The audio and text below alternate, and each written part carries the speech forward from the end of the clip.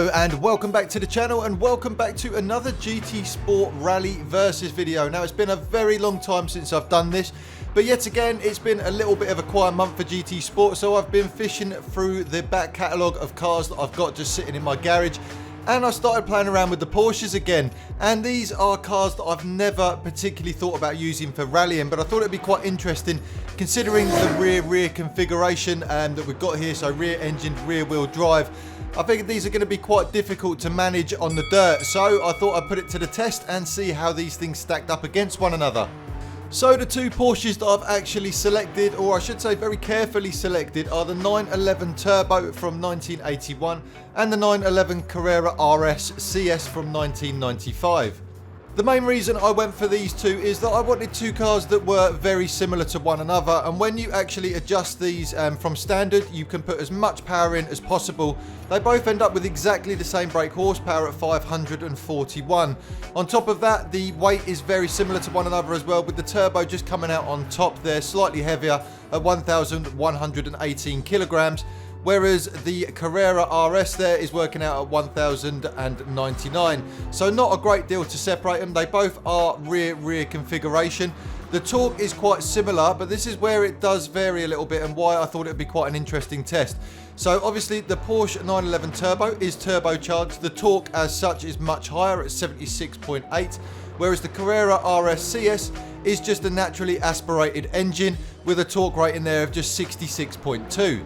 So as I just touched on there, I have adjusted these cars quite a lot. Certainly from a testing point of view, I wanted them both to have the maximum power they possibly could, and also the lowest weight as well. But if you do look down the list there for each of the vehicles, you'll notice that the maximum speed, the acceleration, things like that are quite varied between the pair of them. And that is down to the setups that I put on the car. And what I've done is tried to get them as comfortable as I possibly can. And I say that because these cars aren't particularly well suited to the dirt, and you will find that if you decide to give either of these setups a go, or either of these cars, just take them out and enjoy them on the dirt. They do have a tendency to get a little bit wild over some of the bumps, because the suspension, no matter what you really do to it, you can never control it as much as the rally cars within the game. So it can be a little bit frustrating, certainly for myself while I was trying to get the 10 laps together. Sometimes you will just get a dodgy bounce off one of these jumps. It will push you into a wall and it really hinders the next lap. But I do have to say, I've been completely honest with this. I have just done the 10 straight laps, and whatever the time was that came out is what has been recorded here. But anyway, what I'm going to do is just leave the footage going in the background. You'll see the best 2 laps from both of these cars. There will be labels on them as well, so you know which one is which. And I'll give you the times at the end of the video, just before I give you the setups. But what I have to say with these two cars is you really need to go into this knowing exactly what you're dealing with. The Porsche obviously isn't an ideal dirt car. Now, you've got all of the weight over the back 2 wheels, which is a great thing when it comes to accelerating away, because you want the weight on those rear wheels because they're the ones driving, and it will give you extra grip.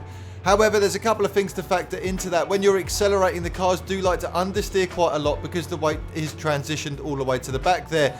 So to combat that, you will have to go into the corners with a little bit of brake, and that will then bring the back round. But also, along with that, obviously all the weight being over those back wheels, when it does start to slide, it really likes to get carried away at the back end there, because all that weight is transitioning over to one side and it just wants to carry on sliding. So you really do have to control both cars in a very similar way.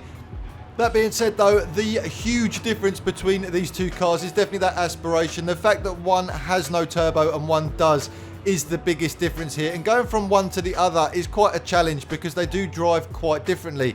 As I mentioned a second ago, obviously handling wise they're very similar, but in terms of the way they put that power down, the 911 Turbo really does genuinely feel like it wants to rip your face off at most chances it gets, and you do have to be very careful with that throttle control.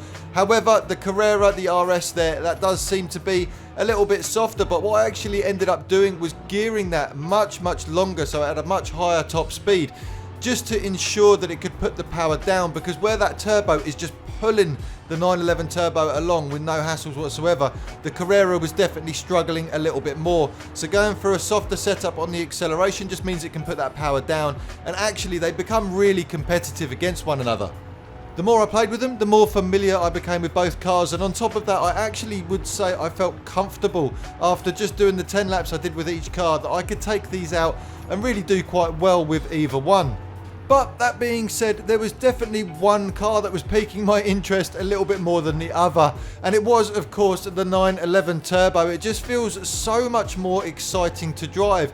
Admittedly, it does feel a little bit less predictable, and whether that's something that wouldn't necessarily excite you when it comes to racing, you do kind of want that predictable feeling. But you do just get so much more, or at least I do get so much more excitement from that 911 Turbo. But at this point, I really had no idea what to expect from these scores. On paper, as I said earlier, these cars should be incredibly close in terms of timings. But when you're driving them, the 911 Turbo really does feel a lot quicker. But I guess proof is in the pudding, and we'll have to see what the ultimate results were. So as we're coming up on the final section of the lap for the 911 Turbo, why don't you use that comment section down below to let me know which one of these cars is your favourite. Also, if you've ever tried using these on dirt, because if you haven't, I do think you should go and give these ones a go. They are a hell of a lot of fun. And there we have it. So these are the final scores, and as predicted, they are incredibly close. The 911 Carrera RS coming out slightly slower at 125.744, with the 911 Turbo hitting the 125.360. But like I say, I only did 10 laps with both cars. They've definitely got more to give. They're certainly not perfect laps that I actually put down.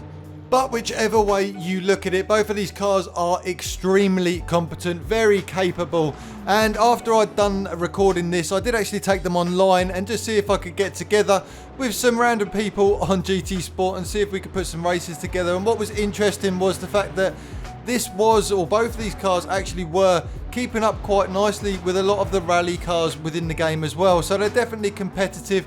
Like I say, please do go out and give these a go. I think you'll have a load of fun with them. Certainly if they're already in your garage, ready to go, why not explore them and have a little bit of a play? For me, as I said, of the two, I would definitely go for the 911 Turbo. It is just a lot more exciting. However, it is up to you guys which one you want to go for, and a lot of you may actually prefer the predictability that you get with the Carrera RS. What I'm going to do in just a second is very quickly go through each of the setups that I used for these cars, so feel free to copy those down and have a go yourself. Just before I do though, please make sure you subscribe to the channel. Also, give the video a like if you've enjoyed what you've seen today. And as I said earlier, use that comment section to let me know which of these two cars you prefer. But equally, use it if you just fancy getting in contact with me. Thanks for coming by the channel, and I'll see you on the next one.